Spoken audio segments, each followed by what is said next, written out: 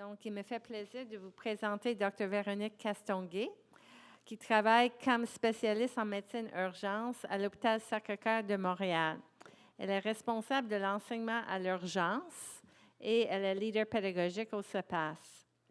Elle a un intérêt particulier pour l'évaluation et l'utilisation des médias sociaux en éducation médicale. En plus de ces différentes fonctions, elle complète actuellement une maîtrise en pédagogie des sciences de la santé. Alors, merci Véronique. Je vous laisse la parole. Alors, merci beaucoup pour la présentation.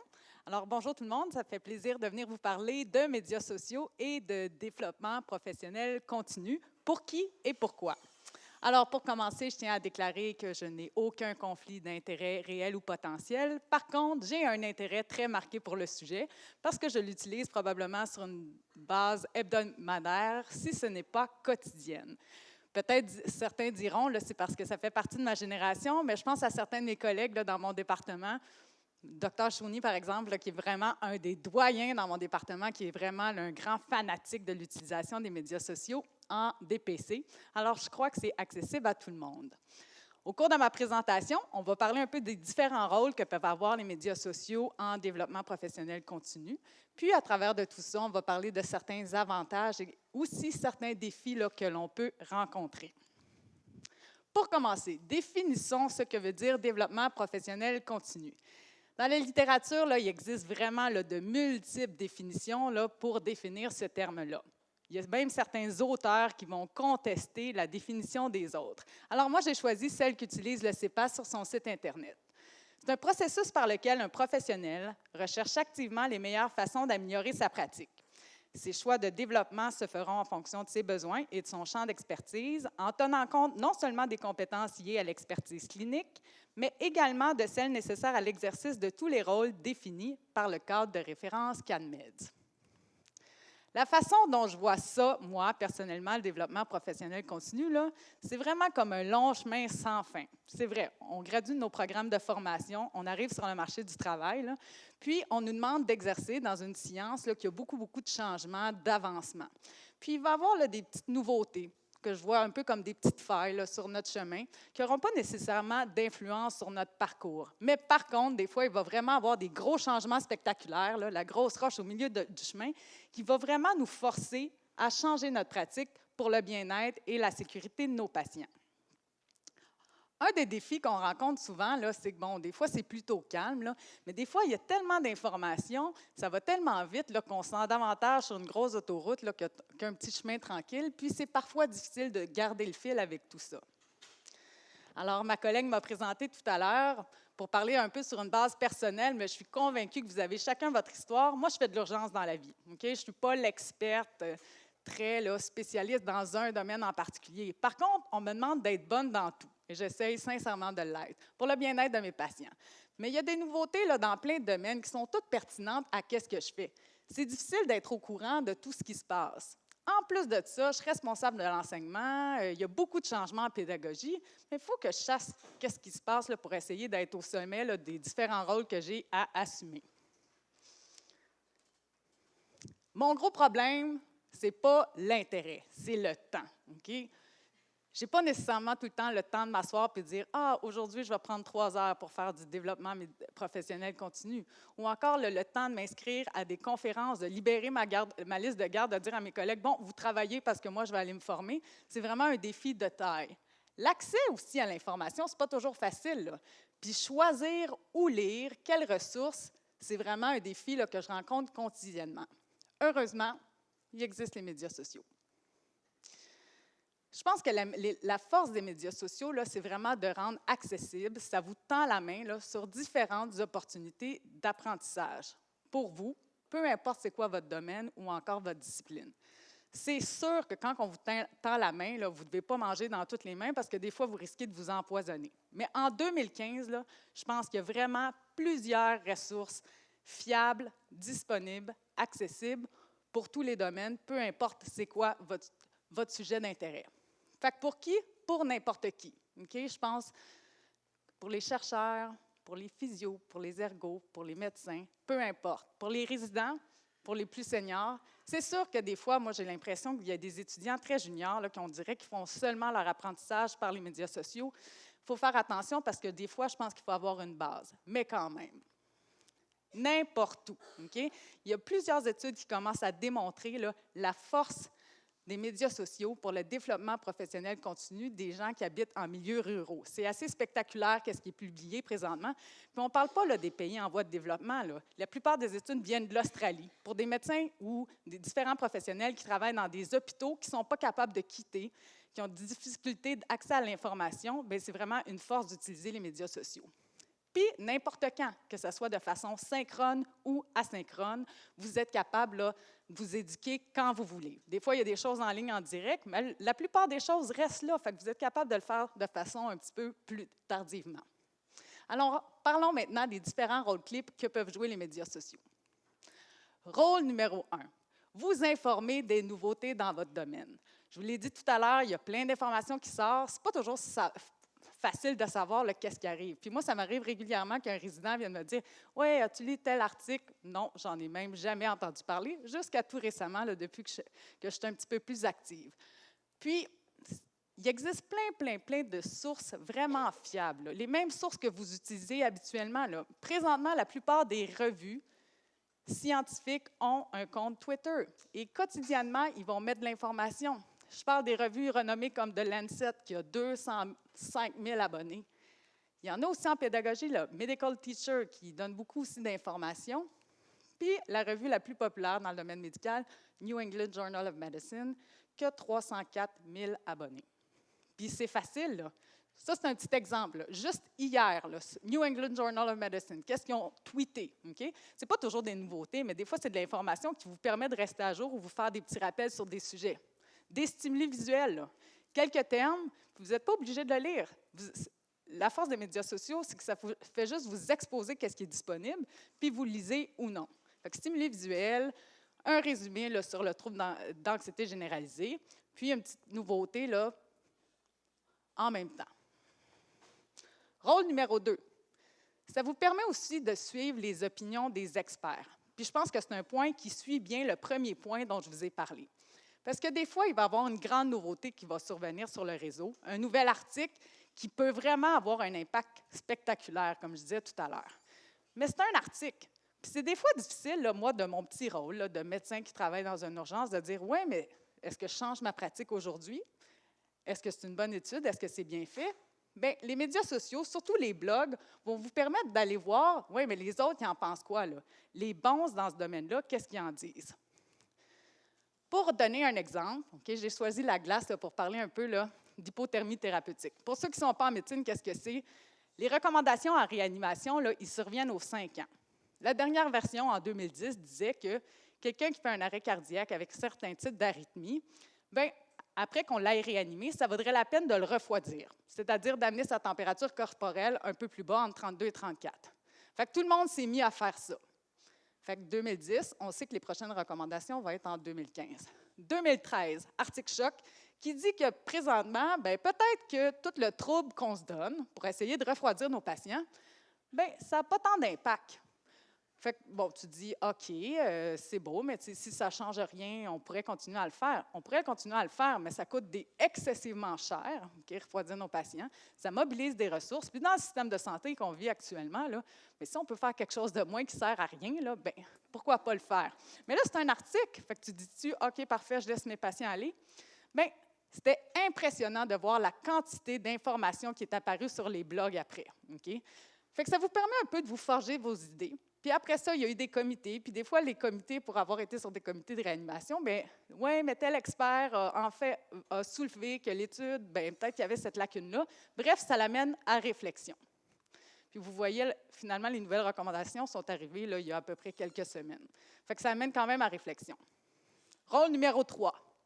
Je disais tout à l'heure là, que la quantité d'informations à laquelle on est exposé, là, elle est volumineuse. C'est parfois là, difficile de faire le tri. Mais quand on est sur les médias sociaux, dites-vous qu'il y a souvent une personne qui fait le tri avant vous puis qui vous offre un peu de l'information. C'est sûr que si vous suivez des revues, des journaux périodiques, bien, ils vont publier leurs articles. Mais il y a plusieurs associations là, qui sont sur les médias sociaux, comme Twitter, qui font ce tri-là pour vous. Puis les associations, il y en a tout plein. Je me suis permis de mettre le CEPAS, là, parce que le CEPAS, bon, c'est tous ceux qui tweetent, là, nos technopédagogues. Bien, ils font même là, des fois ils font un peu, ils lisent la littérature, puis ils soumettent là, sur Twitter des articles en pédagogie. Ils font 2-3 fois semaine. Moi, j'essaie de me donner comme devoir d'essayer de lire les articles qu'eux soumettent. Fait que c'est un peu la façon dont je me tiens à jour en pédagogie. Il y en a plein d'autres, l'Ordre des infirmières, la FMOQ, les physios. Moi, s'il y en aurait une que j'aurais à suivre là, dans mon domaine, bien, c'est l'Association en médecine d'urgence du Québec. C'est l'association auquel je fais partie.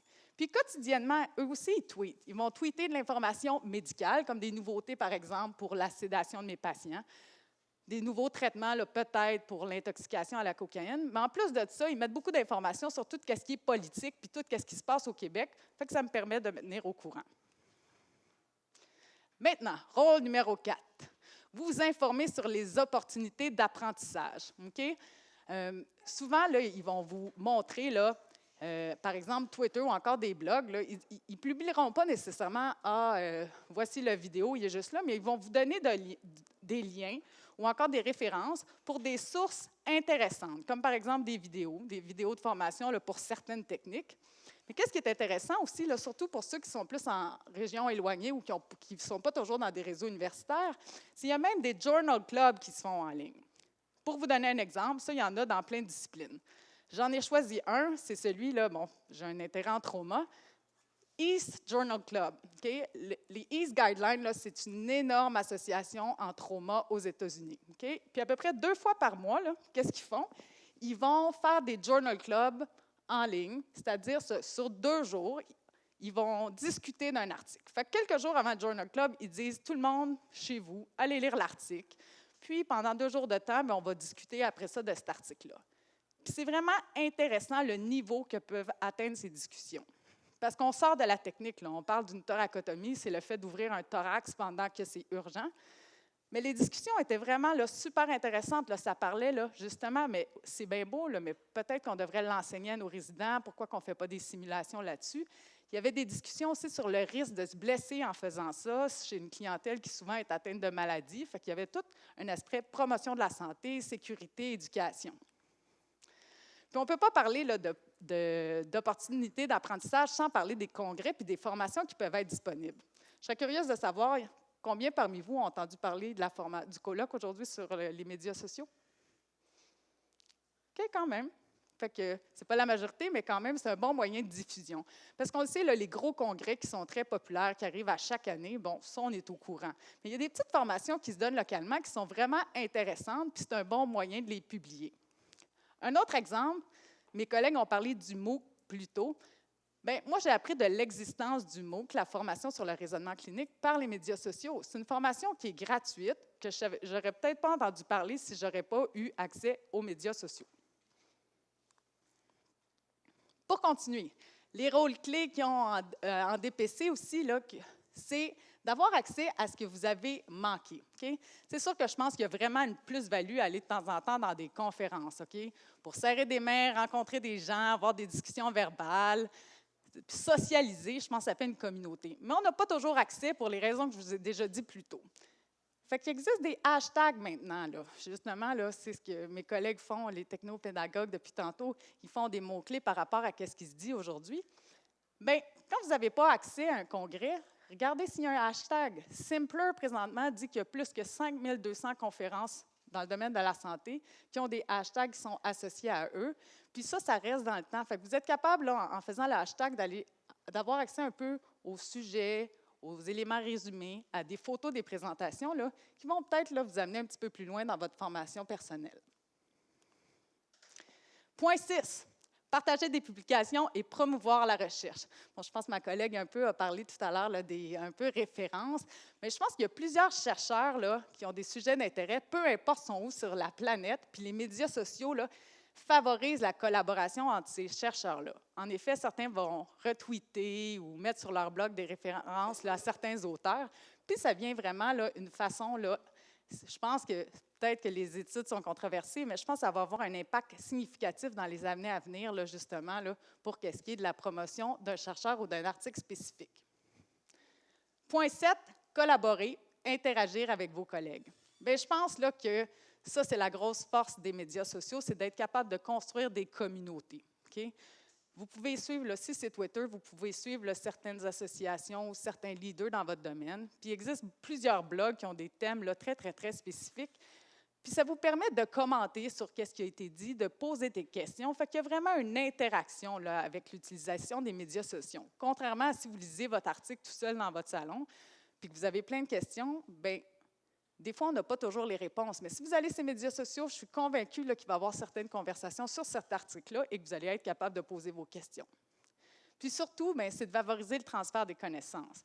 Comme j'entendais parler de Dr. Quérin tout à l'heure, c'est agréable. Là. Il y a des gens qui ont vraiment des expertises, des intérêts particuliers, mais pourquoi pas apprendre de ces gens-là, puis les médias sociaux vous permettent de le faire. Pour donner un petit exemple, là, une chose qui a été faite, là, ça c'était en 2013 ou en 2014 aux États-Unis, là, pour justement partager les expériences de chacun. Il y a un chirurgien qui faisait une chirurgie très rare et qui avait une expertise très particulière. Puis c'est quelque chose qu'on voit à peu près jamais. Fait que qu'est-ce qu'il a fait? Il dit, ben, tu sais, on ne peut pas passer à côté de cette opportunité-là. Puis c'est pas vrai qu'il peut amener 20 de ses collègues à s'habiller en scrub et aller voir la chirurgie. Fait que qu'est-ce qu'il a fait? Il a pris les Google Glasses. Il les a mis sur ses oreilles. Il s'est mis un micro, il s'est mis des oreilles. Okay? Il a fait un groupe là, avec Google Hangout, puis même là, il a mis certains, après ça, là, des parties de vidéos sur YouTube. Il y avait le consentement du patient, puis on s'entend, là, c'était une partie anatomique. Et qu'est-ce qu'il a fait? C'est qu'il a fait l'opération en direct avec ses lunettes. Les gens étaient capables de voir. Et pendant certaines périodes de temps moins critiques, bien, les gens avaient l'opportunité d'y poser des questions, fait qu'ils pouvaient répondre en direct. Alors, sachez que ça existe. Okay? C'est du trouble organisé, tout ça, mais quand même, c'est promouvoir le partage des connaissances pour une chirurgie qui se fait rarement. Point numéro 8, motiver à faire de la DPC. Bien, je pense que les médias sociaux ont vraiment plusieurs particularités qui vont très bien avec l'apprentissage aux adultes. Ça permet d'être autonome, on peut utiliser des moyens qui sont vraiment adapté à son propre apprentissage. Ça permet d'interagir, de collaborer, de répondre aux besoins. Puis, c'est très pratico-pratique. Pour terminer, certains défis, okay, je vous l'ai dit tout à l'heure, je pense qu'il ne faut pas manger dans la main de n'importe qui. Mais en 2015, là, les associations, les grandes revues médicales, là, je pense que c'est des sources là, qui sont fiables. C'est sûr que tout ce qui est blog, micro-blog, il faut toujours vérifier la crédibilité des sources. Puis oui, il va y avoir certaines personnes qui vont avoir tendance à avoir des commentaires subjectifs, mais quand même, c'est souvent dans les commentaires. Les vidéos, il faut toujours regarder la qualité du contenu. La qualité des vidéos va évidemment varier. Puis si jamais vous voulez être l'auteur là, pour partager votre savoir, bien, toujours, on en a parlé aujourd'hui, là, considérez la confidentialité. Puis pour ce qui est des wikis, c'est un peu la même chose. Mais je pense que ce qui est important, c'est la crédibilité des sources. Mais regardez, une des bonnes façons, c'est par exemple de suivre votre association puis de voir votre association, qui elle suit. Les plus grands défis seront toujours la crédibilité, la confidentialité et le temps. J'ai bien aimé le concept de Dr. Jalali ce matin quand il disait le faux mot. Là. Mais je pense que c'est vraiment ça. Il faut garder du temps pour faire ça, mais il ne faut pas perdre tout notre temps non plus à le faire. Puis c'est une méthode. Je pense qu'il ne faut pas quand même arrêter d'aller dans des congrès puis dans des journées de formation comme aujourd'hui. Alors, en résumé, les médias sociaux en DPC, je pense que c'est n'importe où, n'importe qui, n'importe quand. Ça vous permet d'être à l'affût des nouveautés, de connaître les opportunités d'apprentissage, partager, collaborer et interagir, mais n'oubliez pas de bien choisir vos sources.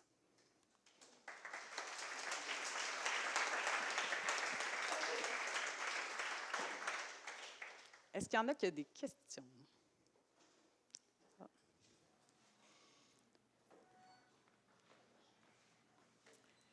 Merci, Dr. Castonguay, pour cette dynamique présentation.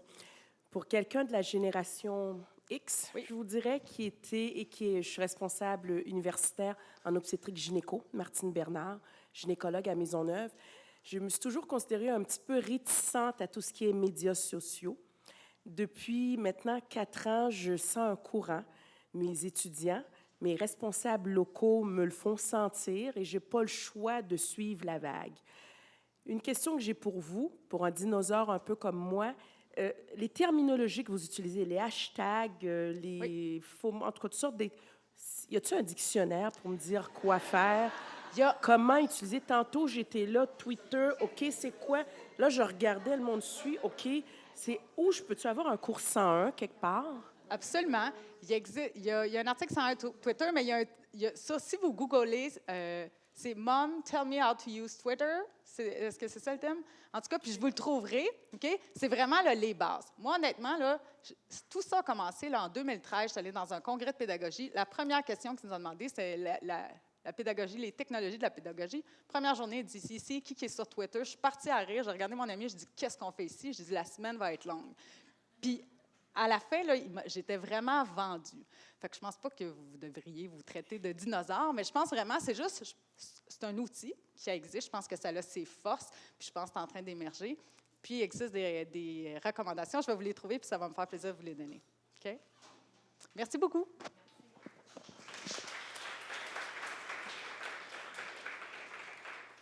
Pour répondre à votre question, je vous invite d'aller sur le site du Comité des médias sociaux en enseignement et dans la section outils de médias sociaux, pour chacune de ces plateformes, il y a des outils et des vidéos pour vous initier.